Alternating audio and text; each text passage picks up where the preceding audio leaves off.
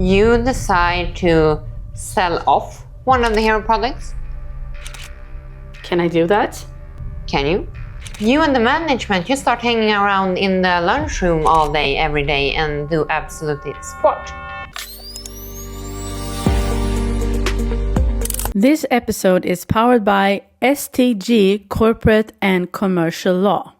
Imagine selling your company for 25 million US dollars, and then after 6 months you get a claim of 50 million US dollars just because the buyer think, well, this is not what you promised.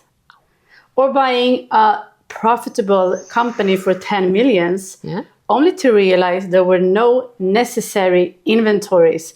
So now you have to put in 4 more millions. Ouch. The first 12 months just to avoid bankruptcy. Ouch. Or even worse, imagine selling your company, signing for 200 million US dollars, only to end up with nothing because the buyer claims that material adverse effect happened to the company.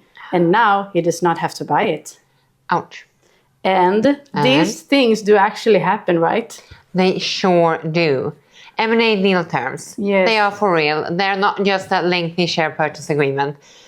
If you're breaking into finance, working with M&A, you're a founder, you're an entrepreneur, looking to sell your company, buying a company, trust me, deal terms, just as your examples perfectly show, are so important.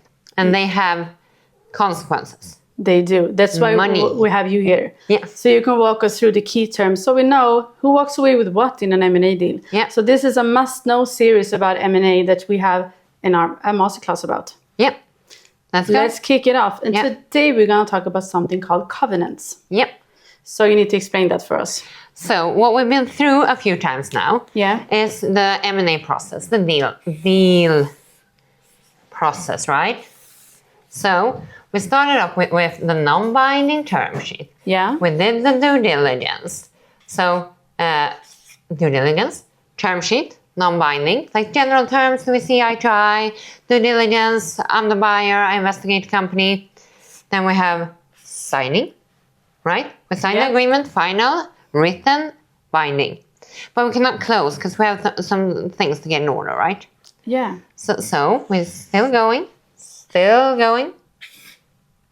Close. Close is when the final thing. I'm the buyer, I get the shares, I get the key to the company, I take over control. You get the money or the entitlement to money, depending on how the price is paid. Yes. Yeah.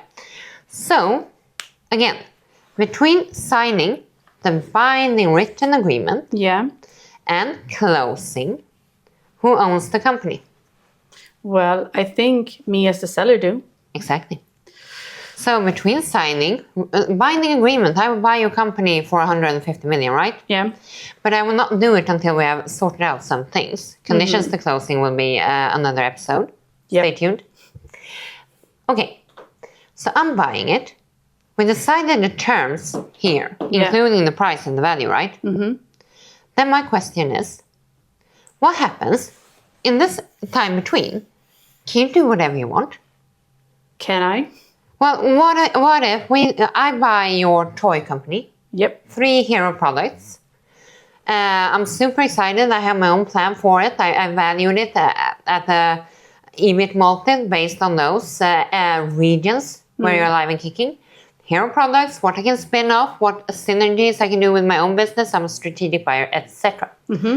So, it's still your company. Yeah. What if here you decide to sell off one of the hero products? Can I do that? Can you? And what about here? I mean, you're the entrepreneur, you own the company. So you already know you're getting 150 million. So around here sometime 3 weeks before closing, you and the management, you start hanging around in the lunchroom all day, every day, and do absolutely squat. Acting like a villain. Yeah. Okay. I mean, you already sold. It's your company, but you don't stand any risk, right? I'm in control here. But what about this period? I promise you, we decided here. What do we do? Yeah, what do we do? We use covenants. Yes. Yes. So, sorry for prolonging the drama here. Covenants in the share purchase agreement state, what you can and what you cannot do. It can be for both parties, but mostly for buyer protection, for you, the seller, who's still in control of the company. So one of the covenants would typically be that you must run the company in ordinary course of business. Okay. That means you cannot just sit in the lunchroom. You still need to work. Yeah. You cannot do anything extraordinary without the buyer's okay. Without the buyer's permission. So you cannot sell off one of 3 hero products. So I need to consult first. Yeah. Covenants, what you can and not do. It can be pre-closing, post-closing.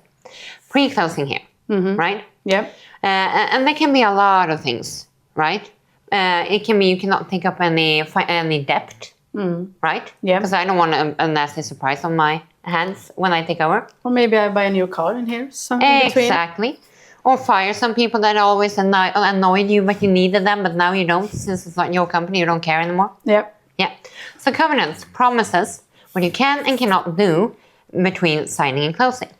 And then we can also have covenants post-closing.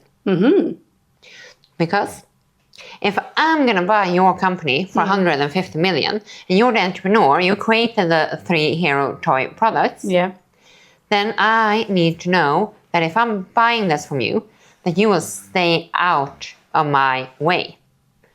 No competition, no solicitation.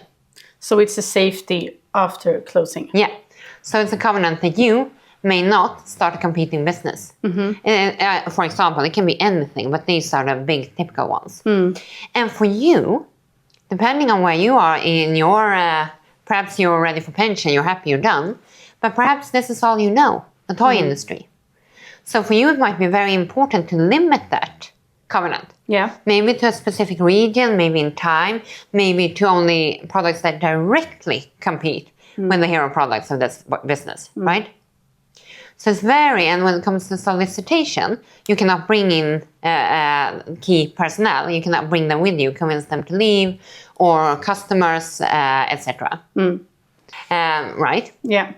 So it's very important how you design the covenants. And it's very important to think about them. For you as a buyer, if you miss to have proper covenants pre-closing and post-closing, it can be disaster.